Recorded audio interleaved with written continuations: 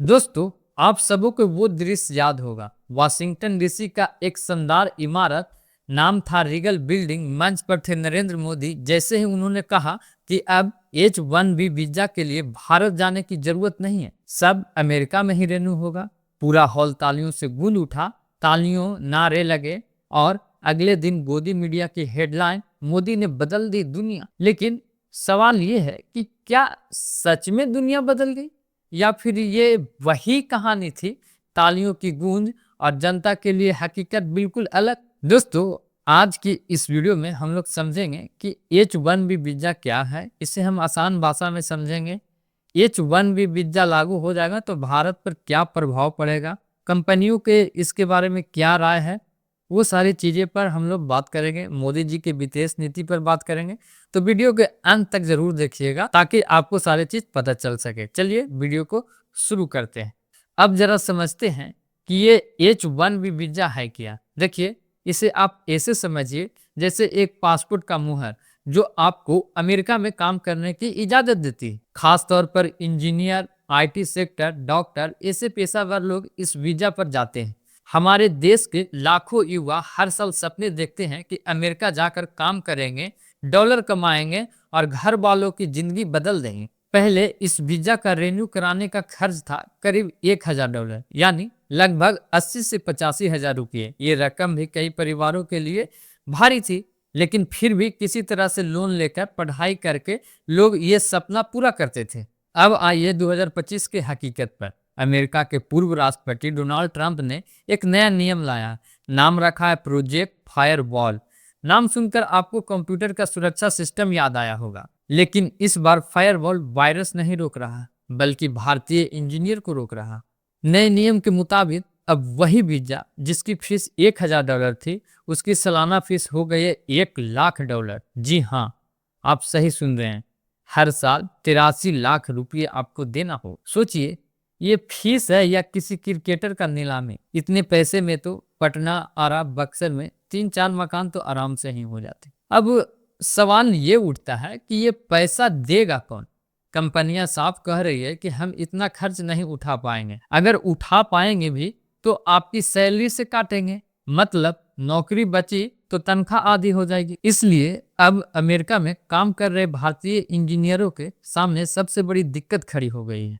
या तो नौकरी छोड़ो या फिर अपनी पूरी सैलरी वीजा फीस में जमा कराओ। जरा सोचिए, हमारे कस्बों और छोटे छोटे शहरों की गलियों को, जहां कोई लड़का या लड़की अमेरिका चला गया तो पूरा मोहल्ला कहता था कि देखो, फलानवा के बेटा अमेरिका में है। परिवार ने सोचा था कि बेटा डॉलर कमाएगा, कर्जा उतारेगा, नया घर बनेगा। लेकिन अब हालात ये है कि वही बेटा फोन करके कह रहा है कि पापा, नौकरी बची तो भी सैलरी से कुछ नहीं भेज पाऊंगा। यानी सपनों का जो जहाज अमेरिका तक उड़ के गया था, अब वही डूबने की कगार पर है। अब यहाँ पर हमें एक और चीज समझनी चाहिए, मोदी जी की विदेश नीति। याद कीजिए, हाउडी मोदी, नमस्ते ट्रम्प, भारत माता की जय के नारे। विदेश में हर जगह मोदी जी का स्वागत हुआ, तालियां बजी, गले मिले। लेकिन असली सवाल ये है कि जब आपके देश के लाखों युवा अमेरिका में मुसीबत में है तो आपकी सरकार उनकी मदद के लिए क्या कर रही है। अभी तक सरकार की तरफ से कोई ठोस कदम नहीं दिखा दोस्तों। सिर्फ तालियों और फोटो ऑप तक विदेश नीति सीमित है। और हाँ, गोदी मीडिया की भूमिका को मत भूलिए। अब वे कहेंगे कि ये भारत के लिए अवसर है। अब ब्रेन ड्रेन नहीं होगा, ब्रेन गेन होगा। मतलब जो लोग अमेरिका से लौट कर आएंगे वे भारत में काम आएंगे। लेकिन सवाल ये है कि भारत में काम कहाँ है। यहाँ पहले से ही बेरोजगारी ऐतिहासिक स्तर पर है।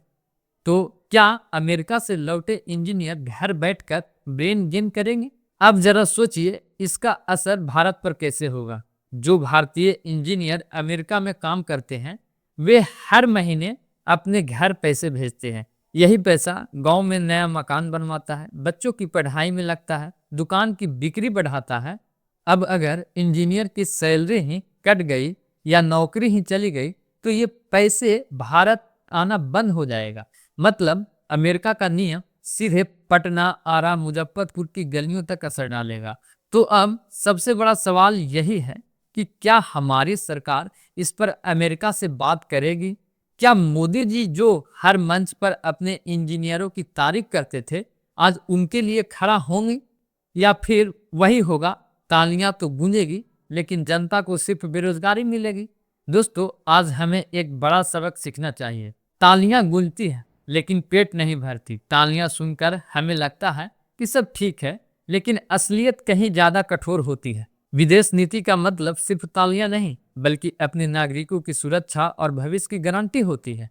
आज जब ट्रंप के नियम से लाखों भारतीय इंजीनियर की नौकरी खतरे में है, तो जरूरत है हमारी सरकार सिर्फ तालियों की गिनती ना करे, बल्कि ठोस कदम उठाए, क्योंकि तालियों की गूंज कभी कभी ज्यादा देर तक नहीं रहती, लेकिन बेरोजगारी की चुप्पी बहुत लंबी चलती है। तो दोस्तों, ये थी हमारी आज की बातचीत। तालियों और हकीकत के बीच का फर्क समझाना जरूरी है, क्योंकि सच वही है जो आपकी जिंदगी पर असर डालता है।